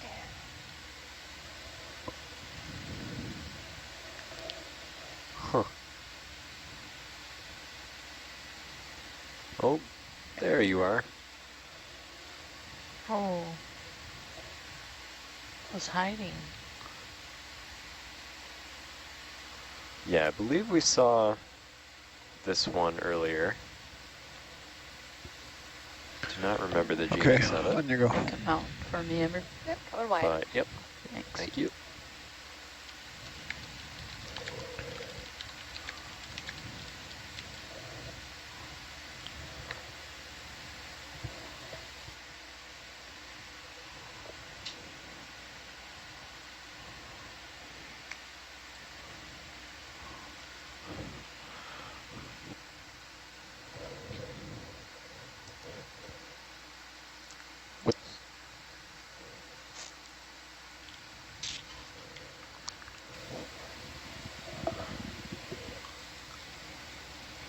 Lamprogrammus, maybe?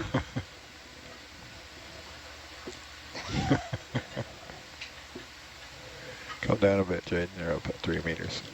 Copy.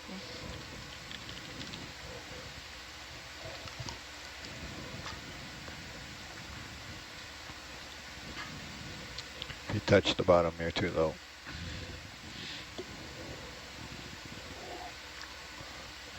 You want to practice some landings?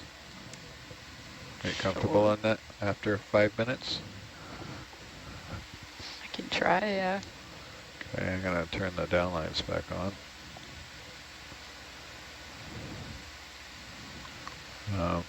I don't necessarily look at the porch, but I use it for a reference. So basically you're going to come down gently until you see the velocity stop coming down. You're not going to try and like look for a landing or touch on any particular place. And when you see the velocity stop moving, then you can give just a little bit more down just to kind of pin it. That's what we call putting a toe out, and you'll see the cameras all stabilize. So while you're practicing that, pick something on the seabed, and since it's level, it's going to be about halfway between the lasers and the bottom of the screen. And if you were doing that for a zoom,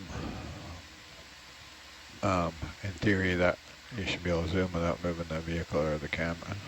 And you can practice that too, so if you see something that looks interesting, try a landing and a zoom. And it's, you know, you're not settling in for a long sample or anything. It's like when you're walking down the hall and you're, you know, the boat's moving a little, you put your hand on the rail. 40-075. Or when you're walking up the stairs, you put your hand on the rail just for a little, that third point of contact.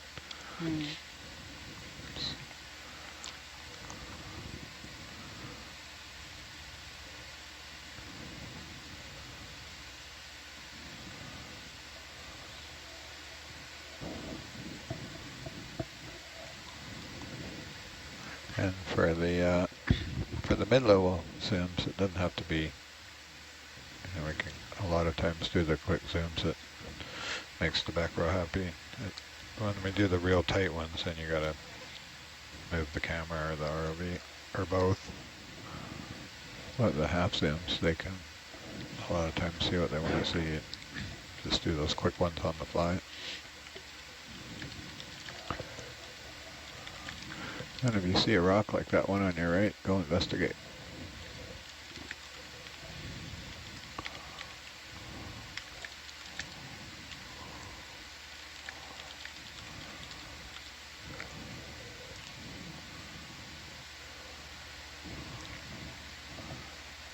Here's another Oreo. Got another Acanthogorgia. A couple more black corals. Heterocarpus. Chrysogorgia with a Brisingid on it. Definitely don't want to use any autos around there.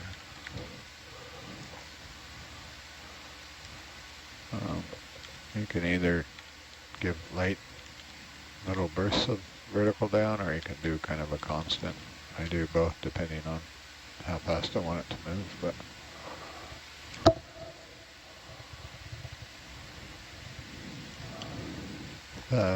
rapidly changing terrain like that will give you unexpected results, because the DVL beam will hit, and then the auto will try and adjust, and especially around rocks and stuff where it's all dusty, and it will thrust up or down or something you don't want it to do.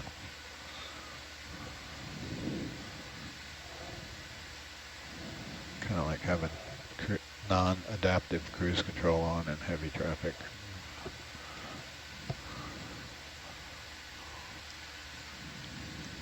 If Chris ever gets this adaptive cruise control, might be able to get away with that.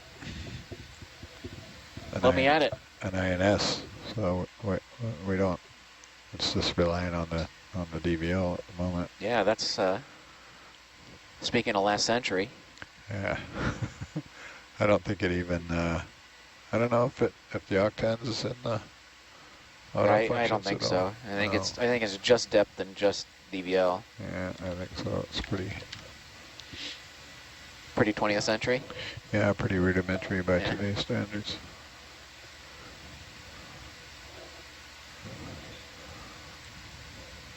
You listening to that, John? K2 wants an INS. Remember that. He's gone. No, he's not here. We want an INS on the new vehicle that's coming with the new boat. Yeah? Yeah. And a launch and recovery system.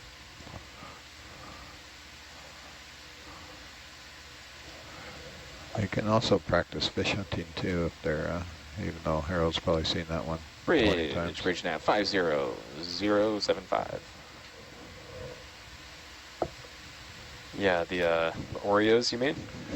I wasn't paying attention to which one it was. 50075. Jaden's still getting the...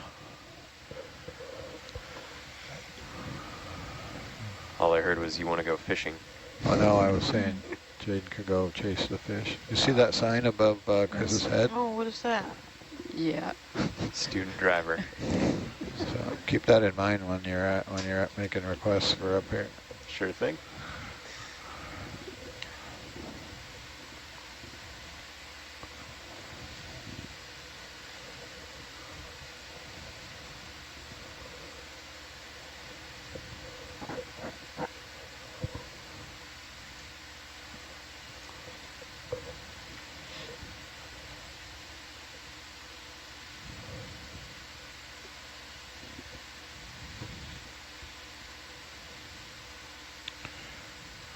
Even worse, Jaden, I'm a very horrible Atlanta pilot, so you gotta also do your other job over here.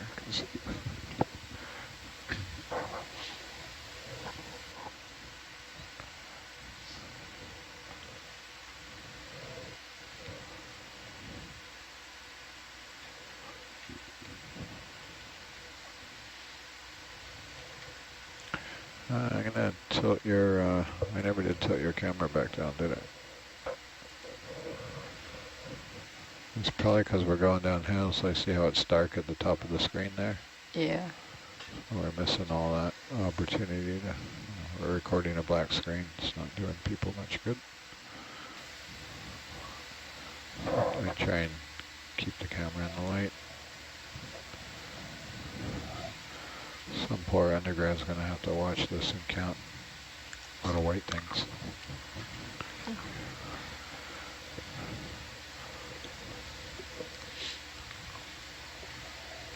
4 meters up too, that's also.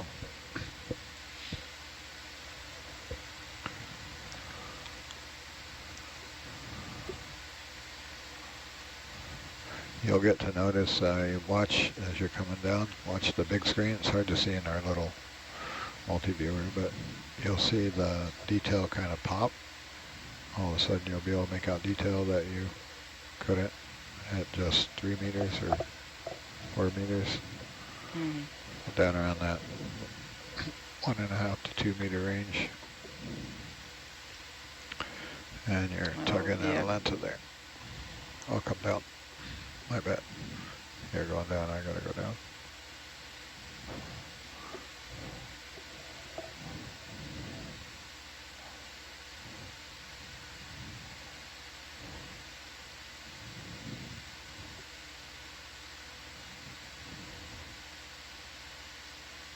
When we're going downhill, you don't get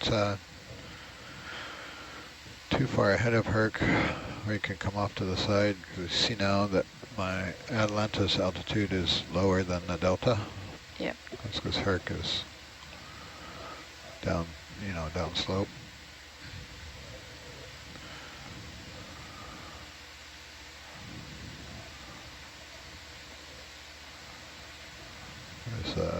As a general rule, we want deeper water under Atalanta than Hercules. A general guideline, I should say. There's no rules. Any chance we could zoom on this sponge here? Yep.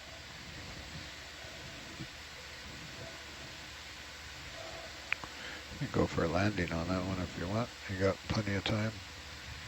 Copy. Closer, like forward. The other one I use is the downward looking camera. Mm.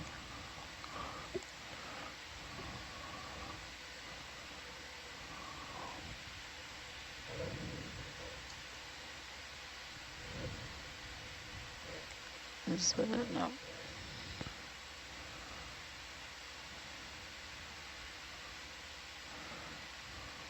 So I'm sure you've been watching, but now that you're sitting there, when Amber zooms, watch how it moves down towards the bottom of the screen. And I don't use stick lock, I just hold it with no autos. Yeah. All right.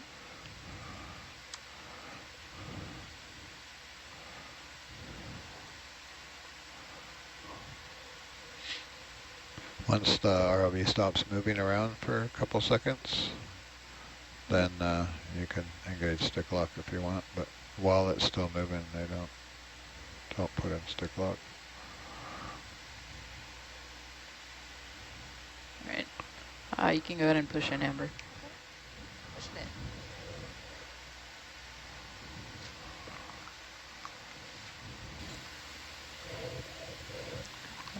It's a very interesting shape.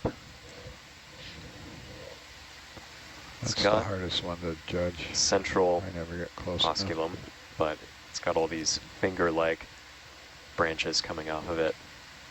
Yeah, that is a weird sponge. Click in auto heading after you've landed. And another shrimp and a crinoid. You won't be able brittle to stars in there because you're on the seabed, so I'll just move the camera.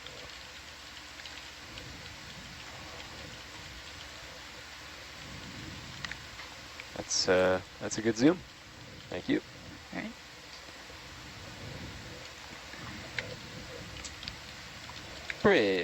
Bridge nav 50075. That one. The other thing I do when I keep wrecking those is when I'll stay on the seabed and let Amber zoom out, and then see how far it was away from the porch and try and get a reference there. That changes all the time depending on whether you're going uphill, downhill, or flat. So I can never figure it out.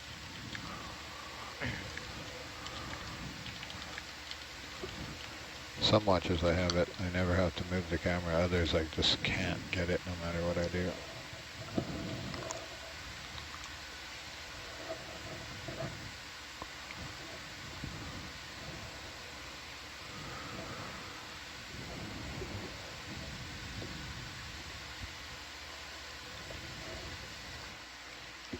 So Harold, the different coloration of the seafloor, is that caused by currents or? I'm gonna tilt down a little so you can stay a little bit closer to I'm not entirely sure. So we're on a slope here, and we've got we're going downhill this again. buildup of coral rubble. Chris, can you fix the nav that is sort of tending to move downhill.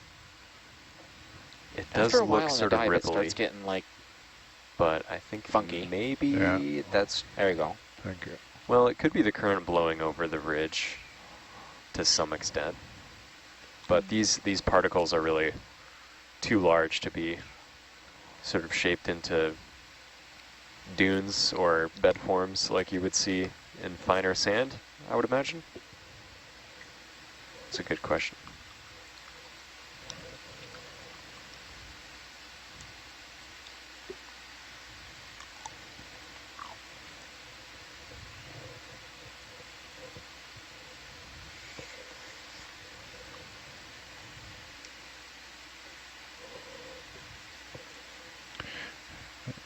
Get in the habit of glancing over at that sonar every,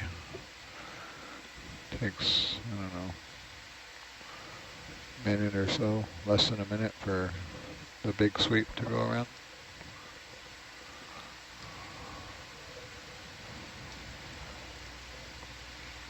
Yeah, also pick up rocks there. They're interesting stuff to go look at on it.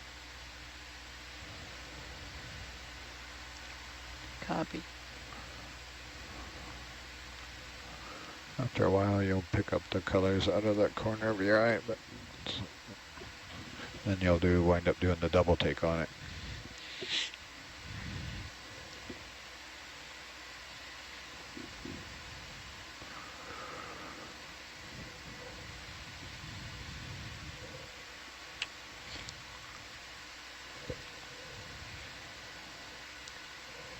Can we zoom on that fish, please? Yep. Should I try landing, Dan? The fish is moving, so, but yeah, you can just try touching. You'll have to be closer to it. See, in the down camera, you're light years away from it. Okay. If you want a really good zoom, you gotta, the closer to the porch, the better you'll get, because that's, closer to the camera. I can just spark at me, I'll tilt down. This looks like a really long cuskeel, says Jeff. Here, I'll make it easier. You got a reference there.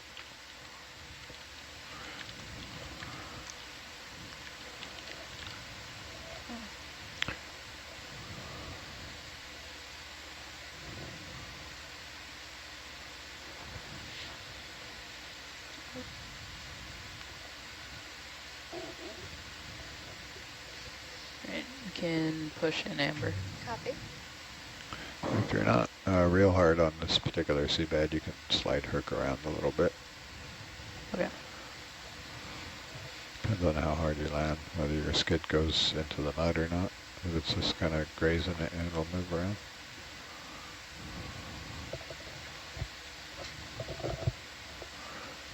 Nice shot. Very nice.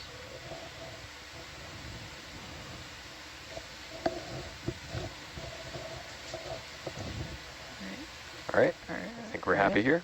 Thank you. Beautifully done. So I'll leave just a hint of that porch for you. Copy. Bridge nav 5008. We'll leave it in there for reference for Jaden. can see the hood of the car, it makes it a little easier to know where you're going. Yeah.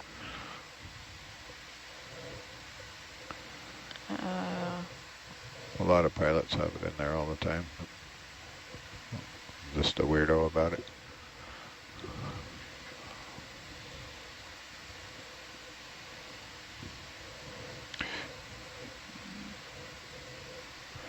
I've got a really high delta, so you're all right where you are.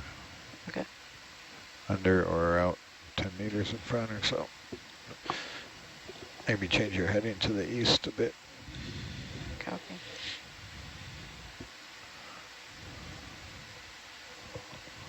My most often used auto, or most commonly used auto is auto heading.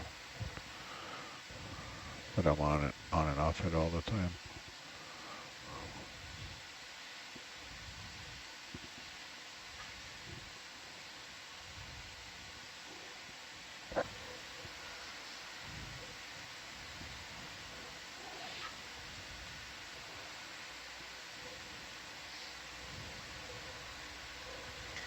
More sea pens, more Oreos.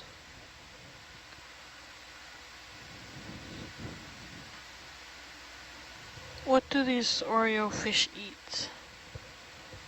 Well, yesterday, Ken Sulak, deep sea fish expert, informed us in the chat that they are invertivores, so they eat small invertebrates, worms, crustaceans, amphipods, and they are similar to shallower reef fish in their morphology, so there's a chance that they could be picking things off of corals or off of rocks.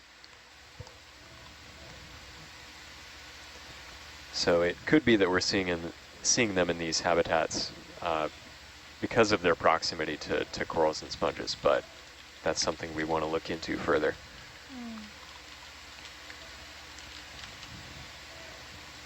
Quick zoom on this coral here.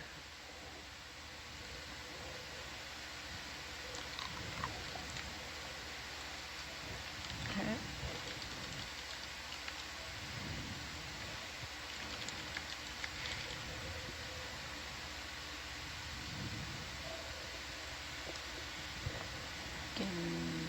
Go ahead and push in, Amber. Copy.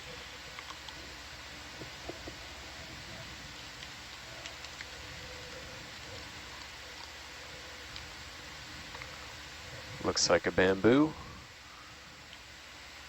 Very small unbranched bamboo. So you see how it's oscillating a bit there, Jade? Yeah. And you see your commands Thank you. going left and right, left and right. So if you wait till after you're on the seabed to click in auto heading, it won't do that. And Okay. if you come down and land and you have enough down on to give just a little bit forward and then click in auto heading, and then the thrusters are